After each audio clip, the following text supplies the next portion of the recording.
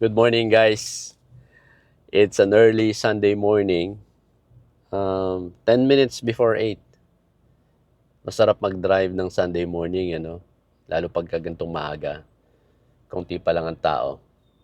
Nandito ako ngayon sa may UST, Espanya, tapos eto Lacson. Kanina ko pa nire-recall yung old name ng street na to eh. Nakakalimutan ko na. Anyway, pupunta tayo ng... Wow! So, pupunta tayo ng um, Tomas Mapua, more popularly known as Blumentritt. May titingnan akong um, donut spare tire para dito sa ating SL6. But anyway, ang pag-uusapan natin today is my Subaru XV. So, actually, last week pa siya nabenta. So, binenta ko na. Ngayon lang ako nagkaroon ng oras para, pag-usapan. So, yung Subaru kasi, yung Subaru XV is another example nung pinapaliwanag ko tungkol sa resale value. Lugi ako sa Subaru sobra. Sabihin ko na sa inyo. Pero wag niyo nang itanong kung magkano ko nabili at magkano ko binenta. Basta lugi. So, better to lose money now than to lose more in the long run if I try to keep it and then it keeps losing its value dahil nga sa paggalaw ng panahon, sa pagbabago ng panahon, sa paggalaw ng market. In 500 meters, turn left. 500 meters, turn left. Okay. Gusto ko yung navigation nitong BYD. Parang mas may detail siya. May mga line siya na sinasabi na hindi mo maririnig sa Google Maps. So anyway, samahan niyo ako habang kukunin ko or pag nagustuhan ko yung gulong, kukunin ko. So habang kinukuha natin yung pag-usapan natin yung Subaru XV. So, bale, more than 1 year lang yun sa amin. Bakit ko binili? Kailangan namin ng second car back then. Tapos si Achi namin needs a car kasi nga magka-college na siya. So, ako naman sobrang excited. Magpa-first year siya nun.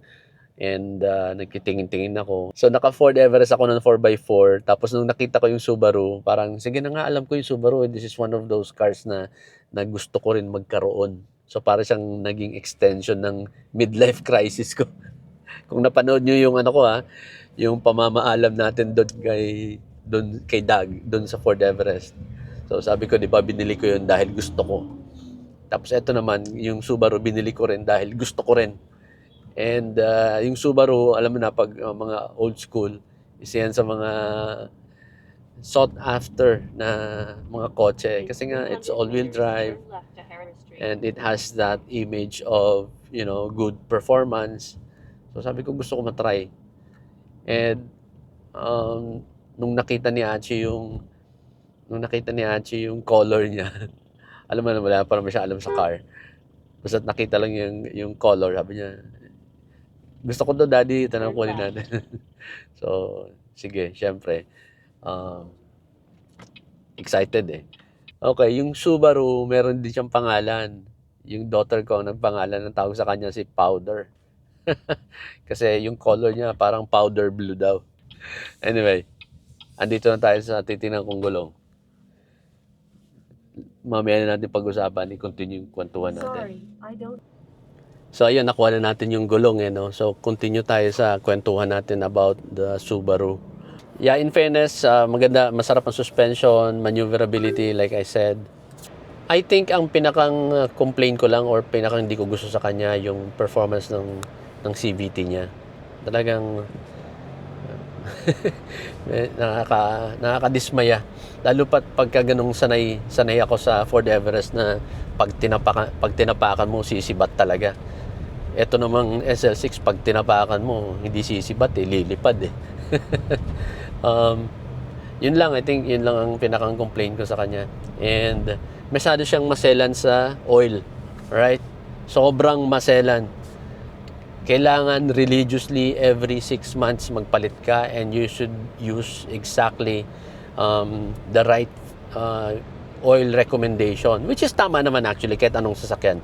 Hanggat maaari talaga dapat sundin mo kung ano yung naka-specify sa kanya. Although, meron ka naman kasing ibang kotse na kahit hindi mo masunod exactly, hindi ka magkakaproblema. Itong Subaru XV, sobrang maselan.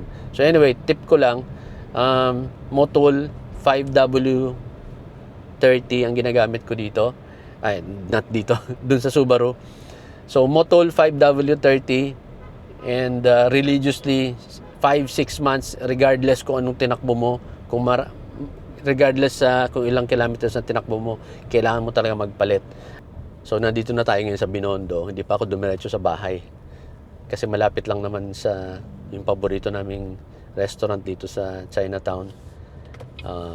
Magti-take out lang ako, sakto. Pagbalik ko sa bahay, gising na yung mga Turn girls. left onto Wanluna Street. Bibili lang ako Then ng turn paborito left onto nila Wanluna ditong Street. kikiam sa Chuan Key. And then, ako naman, bibili ako ng paborito kong tawag dito, matchang. And then, mga bata ayaw ng matchang, gusto nila kiampang. Tapos, In 200 meters, turn right onto Ongbin Street. meron din ditong masarap na fresh lumpia. Ayun, para sakto pagdating ko sa bahay, gising ng mga girls, breakfast na kami. Eto, dito tayo bibili ng matchang, kikiam, tsaka kiampong. Favorite namin to dito. Eto yung matchang. Bagong init, sarap. Gutom na ako. Ayun yung kikiam. Paborito ni Achi tsaka ni Dichi.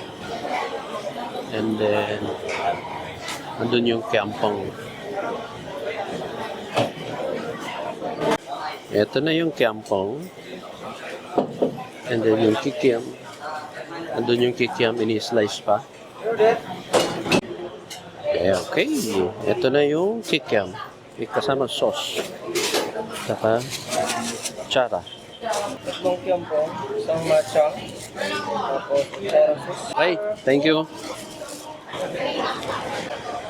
Okay, tapos paglabas dito sa Chuan Key, dito lang, maglalakad lang tayo sa unahan. Nandiyan yung paborito kong fresh lumpia. Ayan, dito sa may Holland, meron ditong maliit na eskinita. Turn right. Oops, naku, sarado pa. Sana bukas na. Sarado pa yung ibang tindahan. Ay, salamat. Bukas na. Yan, buti bukas na. Akala ko sarado pa eh. Opo, isa lang po. Isa lang kasi ako lang kumakain nito. Mga girls din nila type. Mapapanood mo paano ginagawa. So, sarang meron na rin kasama sauce. Okay, let's go.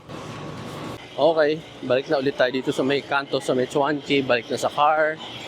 And tapusin natin ang usapan natin tungkol sa Subaru at gusto ko na umuwi. Gutom na ako.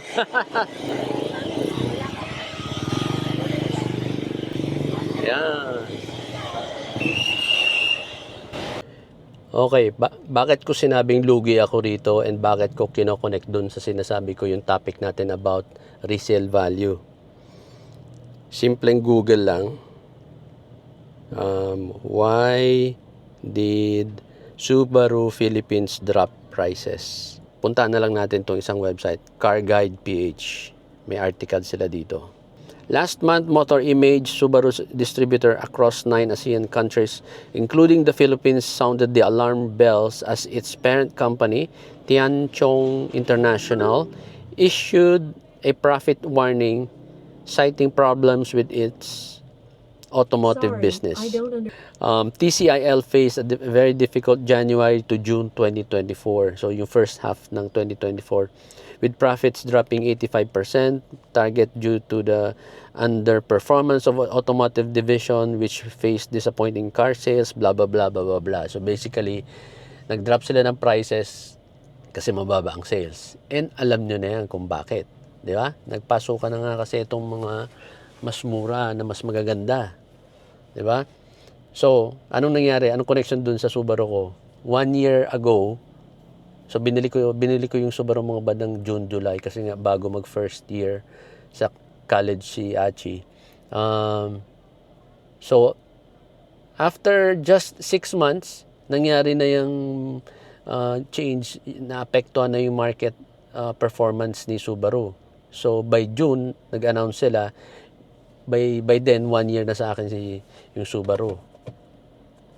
Nagbagsakan, alam ko umabot ng mga 150 to 200,000 pesos ang drinap ng prices nila sa mga brand new. Anong effect nun sa akin? Siyempre, lahat ng mga existing owners, yung mga nagbabalak magbenta, yung mga second-hand used car markets ng Subaru, apektado. Kasi bumaba yung presyo ng brand new, natural, sila bababa din. Kaya yan, eto ngayon. Luging-lugi, as in binitawan ko yung Subaru ng sobrang mura. Pero, I have to cut my losses. If I'm going to keep it, ganun din, lalo lang ako malulugi. Kasi as the car gets older, di ba, tataas ng maintenance, tapos pababa yung value. So, buti pang harapin ko na ngayon yung pagkalugi kaysa sa malugi pa further. And then aside from that, yun naman din talaga ang plano na remember use case ni Doktora. It was actually all part of the plan sa pagkuha nitong C-Line 6 na ibenta yung Ford Everest and then pati yung coding car kasi nga wala tong coding. So ayun, so ngayon the money from the sale of the Subaru XV, I can use it to pay off itong SL6. Yun naman talaga yung pinakang grand plan namin. Ibenta yung dalawa para mabili to ng parang cash. But then, I have to sell the Everest first para makuha to.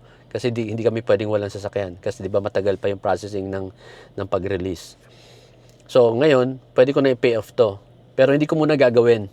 Kasi gusto ko munang i-observe for another 2 months kung talaga bang kaya namin ng isang sasakyan lang. Okay? So, for the next 2 more months, pag ganun nga talaga, then, di ba mas masarap kung wala kang utang sa bangko, walang interest. Okay? So, yan. Yan ang update about the Subaru XV. Wala na siya. Goodbye, powder. Sarap. Salamat din sa mga gandang memories kasi yun talaga ang parang naging first car nung daughter ko ni Achi. Yun talagang nagda-drive talaga siya on her own papunta sa school. Maganda, marami siya natutunan doon and syempre, memorable, good memories pa rin naman kahit papano. Alright? Thank you guys for watching. Drive safe. Enjoy the weekend with the family. Bye. Please do not forget to follow our social media accounts. We are on YouTube, Facebook page, Instagram, and TikTok.